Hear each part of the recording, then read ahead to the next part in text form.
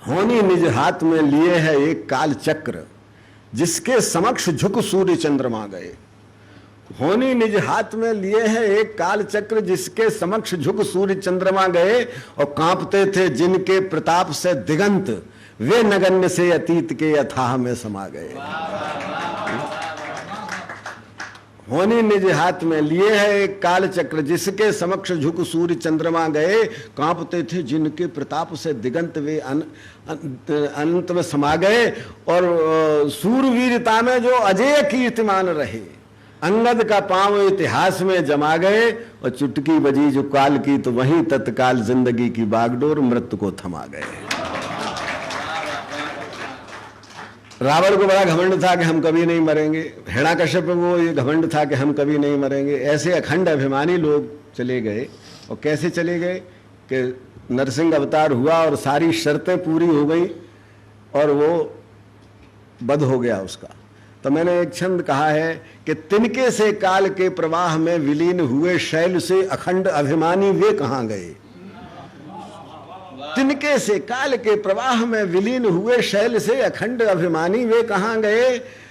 और छोटे मोटे जीवधारियों की कौन बात करे, संत सिद्ध और प्रसिद्ध संत ज्ञानी वे कहाँ गए। छोटे मोटे जीवधारियों की कौन बात करे, सिद्ध और प्रसिद्ध संत ज्ञानी वे कहाँ गए। सर्वमान्य व्योम से और सोम से यशोधनी, जो बादलों सी चढ़ती जवानी वे कहाँ गए। सोच लो जरा उदय की कौन सी बिसात, जब आग थे जो होके पानी पानी वे कहाँ गए। भगवान राम सूर्यवंशी थे और कहते हैं कि सरयू में विलीन हो गए।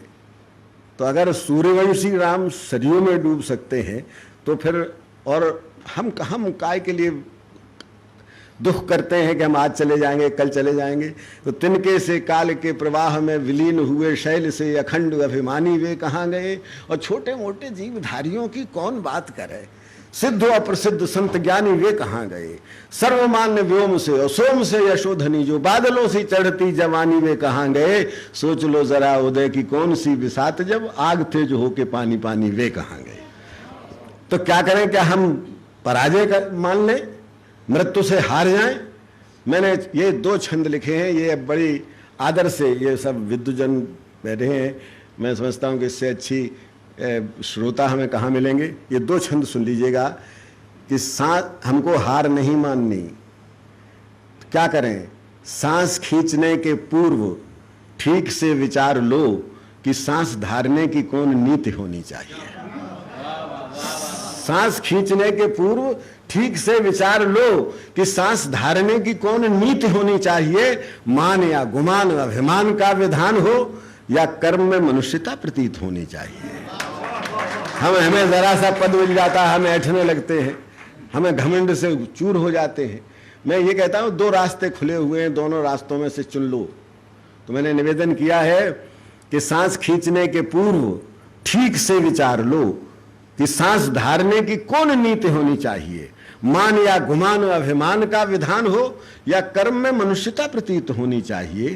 कांच के खिलौने जैसी छुई हुई जिंदगानी खूब सावधानी से व्यतीत होनी चाहिए। और भूल करना तो है मनुष्य का स्वभाव, किंतु मूल में तो भावना पुनीत होनी चाहिए। और इसी क्रम का एक छंद और सुन लीजिएगा।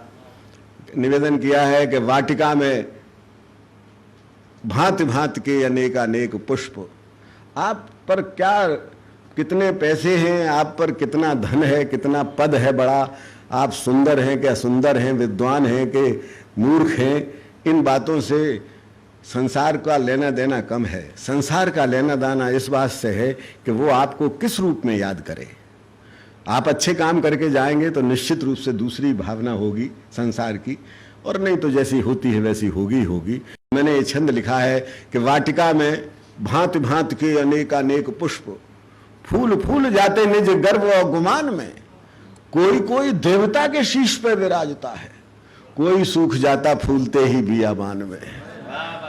वाटिका में भांति भांति के अनेकानेक पुष्प, फूल फूल जाते निज गर्व और गुमान में। कोई कोई देवता के शीश पे विराजता है, कोई सूख जाता फूलते ही बियाबान में। 5 पंखुड़ी की देह का भविष्य कौन कहे, धूल बन जाना ऐसे विधि के विधान में, किंतु वंदनीय पुष्प है वही जो छोड़ जाए बीज वसुधा में और सुगंध आसमान में।